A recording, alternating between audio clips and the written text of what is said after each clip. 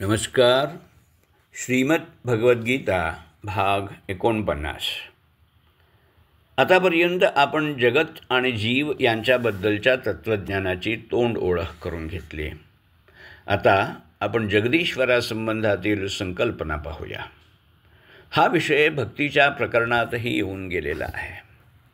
प्राचीन उपनिषदांच्या मते ईश्वर, ज्याचा निर्देश बहुतेक वेळा ब्रह्म किंवा आत्मा या नावाने केला जातो, हा अव्यक्त आणि म्हणूनच निर्गुण अर्थात ॲट्रिब्यूटलेस आहे. त्याचं बहुतेक वेळा वर्णन नेती नेती म्हणजेच न इति न इति, हे नाही ते नाही असंच करावं लागतं.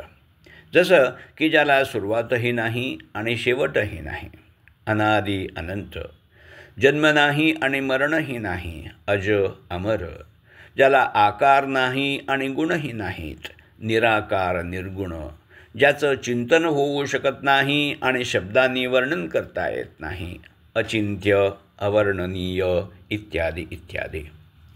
सकारात्मक वर्णन करायचं झालं तर तो सर्वव्यापी, सर्वशक्तिमान, सर्वज्ञ असा आहे इत्यादी इत्यादी. परंतु या शाब्दिक ज्ञानानं त्याची अनुभूती येणं अशक्य आहे. म्हणून गीतेत आणि अन्यत्रही परमेश्वराशी एकरूप होण्याचे अनेक मार्ग सांगितलेले आहेत. कर्मयोगानं चित्तशुद्धी करून घेऊन पूर्ण श्रद्धेनिशी सिद्धगुरूंपाशी जावं, त्यांची सेवा करावी, त्यांना प्रश्न विचारावेत आणि त्याने केलेल्या उपदेशाचं मनन करावं. आचरण शुद्ध असावं, मन आणि इंद्रिये ताब्यात असावीत, सर्व भूतांच्या ठायी समबुद्धी असावी आणि त्यांच्या हितासाठी झटावं, आत्मचिंतनात रमून जावं. असं आचरण असलेली व्यक्ती दीर्घकाळानं ही अनुभूती मिळवू शकते. ज्ञानविज्ञान हा गीतेतील किंवा एकूणच तत्त्वज्ञानातील गहन विषय आहे.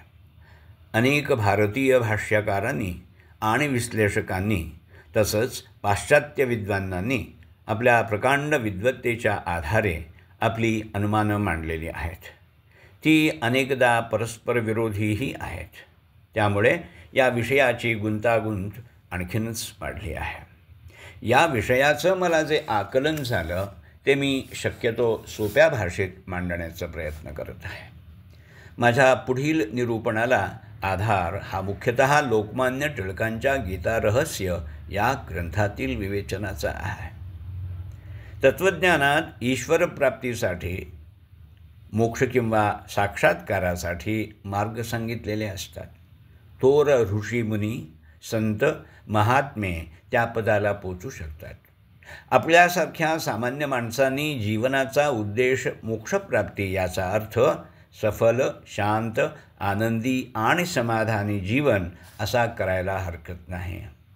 त्या स्थितीला पोचल्यानंतर अधिक योग्यता असलेले लोक पुढील साधना करू शकतात. गीतेत मोक्षप्राप्तीच्या मार्गांना निष्ठा असं नाव दिलेलं आहे आणि 2 प्रमुख निष्ठा सांगितलेल्या आहेत. त्या म्हणजे ज्ञानयोग आणि कर्मयोग. काही लोक भक्तियोग ही तिसरी निष्ठा मानतात, परंतु लोकमान्य टिळकांच्या मते ती स्वतंत्र निष्ठा नसून ज्ञानयोगाला अथवा कर्मयोगाला भक्तीची जोड देऊन ते मार्ग अधिक सुखावह करता येतात. तसंच योगाभ्यासानंही ईश्वरप्राप्ती होऊ शकते, परंतु योगमार्गाला लोकमान्य टिळकांनी ज्ञाननिष्ठेचाच भाग मानला आहे. सामान्य भाषेत आपण ज्ञान या शब्दाचा अर्थ कुठल्याही विषयाची सर्व बारकाव्यांसहित संपूर्ण माहिती असा करतो. उदाहरणार्थ, एखाद्या माणसानं इंग्रजी बोलताना काही चूक केली तर त्याचं इंग्रजी भाषेचं ज्ञान कमी आहे असं आपण म्हणतो. विज्ञान शब्दाचा अर्थ सामान्य भाषेत शास्त्र असा केला जातो. उदाहरणार्थ, पदार्थविज्ञान, वैद्यकीय विज्ञान, मनोविज्ञान इत्यादी. परंतु तत्त्वज्ञानात ज्ञान हा शब्द ईश्वरस्वरूपाचं यथार्थ आकलन अशा अर्थानं वापरला जातो. गुरुदेव रानडे यांच्या मते ज्ञान म्हणजे बुद्धीनं आकलन होणारं ईश्वराचं स्वरूप एवढंच नाही, तर त्याच्या पलीकडं ईश्वराचा साक्षात्कार अथवा अनुभूती होय.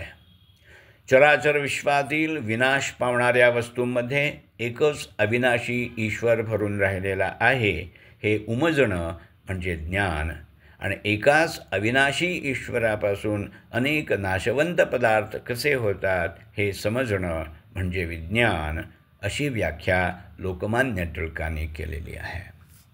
आधुनिक भाषेत सांगायचं झाल्यास ज्ञान हे सिंथेसिस आहे, तर विज्ञान हे ॲनालिसिस आहे.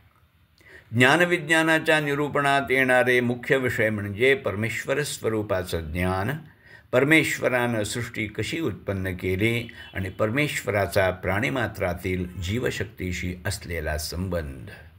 संक्षेपानं या विवेचनाला जीवजगत जगदीश्वर निरूपण असं म्हणता येईल. क्रमशः लेखक डॉक्टर विजय पांडुरंग जायदे, वाचक डॉक्टर अमृत राघवेंद्र यार्डी.